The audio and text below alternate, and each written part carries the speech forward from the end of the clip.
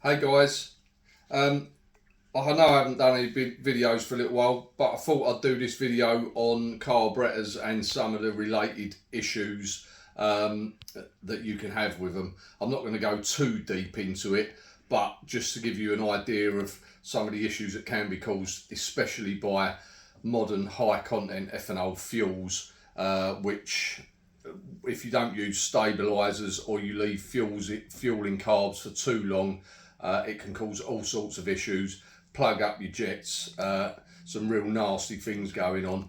I've seen needles, the ends rotted off them, all sorts of stuff. So this set that I've stripped down is off of an XJ600, and they're going to go through the ultrasonic cleaner. So basically, I'll just show you, go through some bits and pieces. Inside the carb here, we have, this is where the idle jet goes. This is where the float and needle and seat sit. This part here is where the main jet goes. And this part here is basically where the tube that the actual main needle on the slide comes into. These carbs are configured at a slight angle because of the way they sit on the bike. Some carbs won't have these two extra bits. It will just be the main jet and the tube and the idle jet there. Sometimes you may have another jet in there as well, but there's lots of differences. But they essentially all do the same thing. Also, the other parts to note are the air jets in the back of the carb here.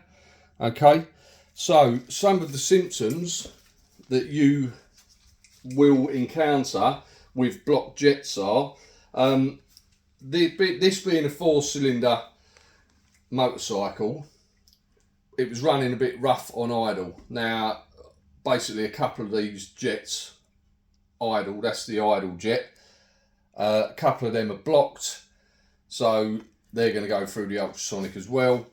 Now, so if you've got a single carburettor motorcycle and this is blocked, you've got no idle at all. With a multi-bank like this, if one or two are blocked, you may have an idle, but it's going to be rough. So blocked idle jets are going to cause a problem. You may notice if you've got blocked idle jets on these carbs that it'll only run whilst on choke. And you just will have no idle whatsoever. Also, if the main jets are blocked, which is this particular one here, if that's blocked, when you try to rev the motorcycle, you're basically, it'll either be really lumpy, lack power, or just not rev at all and cut out. And some other issues that you can encounter are flooding of the carb. If this needle is not seating properly or it's damaged, fuel can leak past the needle and flood the chamber, and obviously that will cause poor running as well. This particular carb has a removable seat with an O-ring around it. Now this actual model uses a fuel pump as well, electric fuel pump. Now these seals go bad, and even if the needle is working and shutting the fuel off, if this O-ring is no good, the fuel will seep down the outside and flood the chamber as well. So that's another issue. Not all of these are removable. Most or quite a lot are actually pressed into the body of the carburettor itself. So there's not any likelihood of leaking. But the issue with them is if there was any damage to the seat, it's a little bit more problematic to deal with. So also the air jets that we spoke about, if the air jets are blocked, similar problems. Basically the air, as it flows through these jets, actually forces the fuel up into the venturi, and from there it is then taken through into the engine. If these air holes are blocked, that doesn't happen. So you could have a completely clear idle jet. But if these are blocked, no fuel will be drawn through.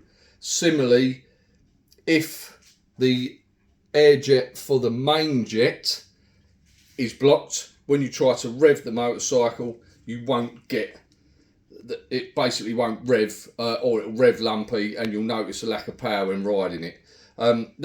They're just some basics, guys, that I thought might be helpful to know.